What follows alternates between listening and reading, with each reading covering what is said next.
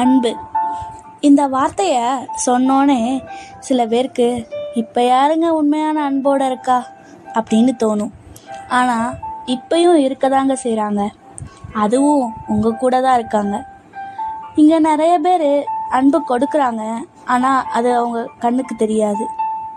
ஏனோ சில நேரம் அந்த அன்பு கோபமாக வரலாம், சில நேரம் அன்பான வார்த்தையாக கூட வரலாம், சில நேரம் அவங்க செய்கிற செயல்களாக கூட இருக்கலாம். இங்கே பல பேர் அன்பை கொடுக்க மட்டும்தான் செய்கிறாங்க.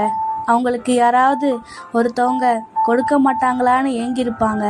அதனால் இனிமே உங்கள் கூட இருக்கவங்கள வேல்யூ பண்ணி அவங்கள அன்பாகவும் அக்கறையாகவும் பார்த்துக்கோங்க.